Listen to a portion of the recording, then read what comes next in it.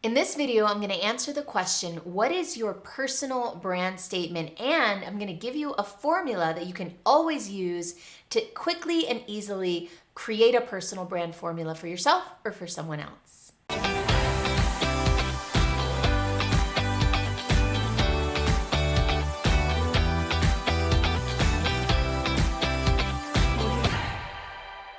A great personal brand statement answers three questions.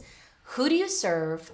What do you do for them? And why do you do it? So in a moment, I'm going to share my formula that always works. But before that, I want to dive a little bit deeper into these three areas. So who you serve is your ideal audience.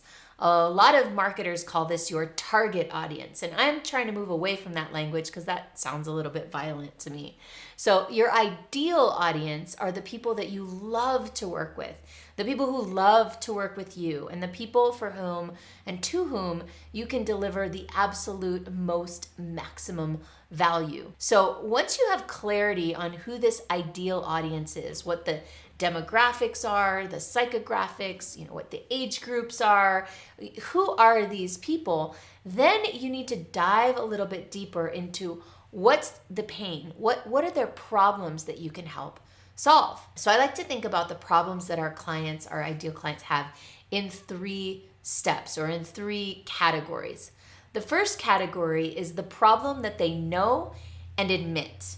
Now, this is the problem that they might be typing into Google to find an answer for. This is the problem that's very surface level and obvious that they want to get an answer for.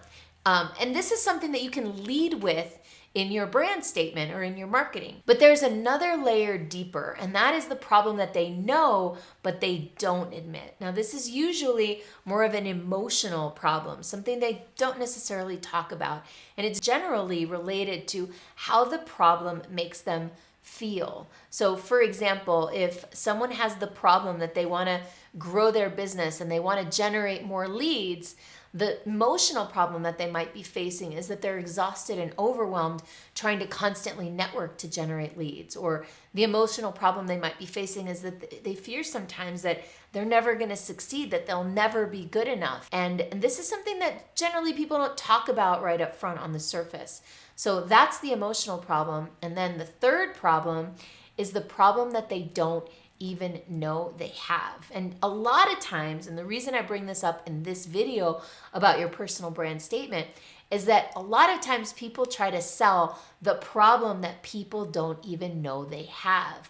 And a lot of times people center their whole personal brand statement around this problem that their ideal client isn't even fully aware of. So in my example that I shared earlier, someone who's struggling to grow their business and drive leads, and they feel ashamed or they feel lost or they feel not good enough, the problem they might not even know they have is that they have an incorrect business model, or their business model is broken. And if you're curious about fixing your business model, I have plenty of videos about that. But if they don't realize that their business model is broken, then we don't want to create a personal brand statement that's all about how we help people with their business models. See, we want to create a brand statement that's going to speak to the problem that people already know they have, and maybe touches on or alludes to the problem that they know they have and they're not really talking about.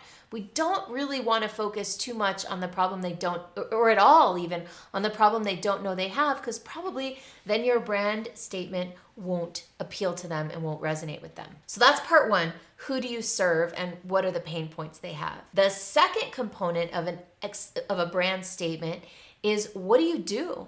So what problem are you solving for this audience? And not only what problem are you solving, but do you have a unique methodology or approach to solving this problem? Now, this could be, for example, a proprietary system that you use, right? So if we use the example, let's say, of weight loss, okay? In weight loss, the general problem people have is that they want to lose weight. Now, the emotional problem that they might feel is that they have a lack of confidence, and they don't want to even put on a bikini or go to the beach and do the things that they love to do because they don't feel good in their body. Now, the third problem they might not realize they have is perhaps they have insulin resistance or a metabolic syndrome, or that they've starved themselves so much that they've shut down their metabolism, right? Any number of these problems. Now, imagine you have this incredible way of fixing this, and you call it your, super duper fat burner booster methodology. Now, that's unique to you. That's proprietary to you. That's what I call your red soul. And if you're curious about learning about your red soul in branding, so if you want to learn more about this red soul concept, then go and watch my video, what is a personal brand and why is it important to have one? But anyways, so if you have this unique methodology, that's something that you might want to talk about in your personal brand statement, so people understand that you have something special, that you have a different approach, that even if they've tried all this other stuff, they've never tried your approach which is unique and special. So that second layer of building a personal brand statement is the what. It's what you do and how you do it uniquely. Now, the third layer is why you do it. What's the outcome, the bigger outcome that you provide to this audience and or to the world, right? And so the third piece is the cure, not the medicine. A lot of times as practitioners, as people who are trying to market and sell our services, we can fall so in love with our methodologies and so in love with how we do things that we forget that people don't necessarily need to know all that. What they really want to know is what am I going to get at the end? What's the outcome? So how do we put all this together? Okay, so let me share with you a very simple formula.